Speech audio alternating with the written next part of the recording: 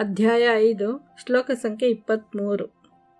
ಶಕ್ನೋತಿ ಹೈವ ಯಃ ಸೋಢುಂ ಪ್ರಾಕ್ಶರೀರ ವಿಮೋಕ್ಷಣಾತ್ ಕಾಮಕ್ರೋಧೋದ್ಭವಂ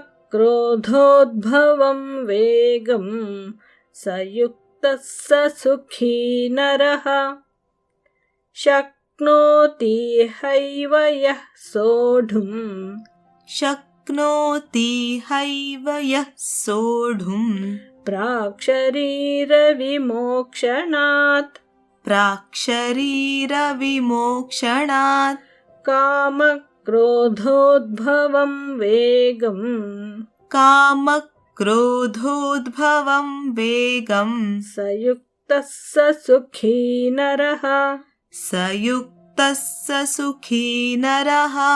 ಶಕ್ನೋತಿ ಹೈವ ಯಃ ಸೋಢುಂ ಪ್ರಾಕ್ಶರೀರ ವಿಮೋಕ್ಷಣಾತ್ ಶಕ್ನೋತಿ ಹೈವ ಯಃ ಸೋಢುಂ ಪ್ರಾಕ್ಶರೀರ ವಿಮೋಕ್ಷಣಾತ್ ಕಾಮಕ್ರೋಧೋದ್ಭವಂ ವೇಗಂ ಸಯುಕ್ತಃ ಸ ಸುಖೀ ನರಃ.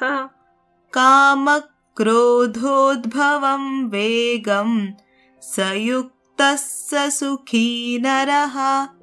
ಶಕ್ನೋತಿ ಹೈವ ಯಃ ಸೋಢುಂ ಪ್ರಾಕ್ಶರೀರ ವಿಮೋಕ್ಷಣಾತ್ ಕಾಮಕ್ರೋಧೋದ್ಭವಂ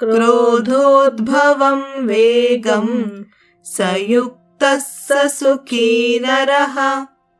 ಶ್ಲೋಕಾರ್ಥ: ಈ ಜನ್ಮದಲ್ಲಿ ದೇಹವನ್ನು ತ್ಯಜಿಸುವ ಮೊದಲು ಕಾಮ ಮತ್ತು ಕ್ರೋಧಗಳ ಸೆಳೆತವನ್ನು ಸಹಿಸಲು ಸಮರ್ಥನಾಗುವವನೇ ಈ ಲೋಕದಲ್ಲಿ ನಿಜವಾದ ಸುಖಿಯು, ಅವನೇ ಯೋಗಿಯು.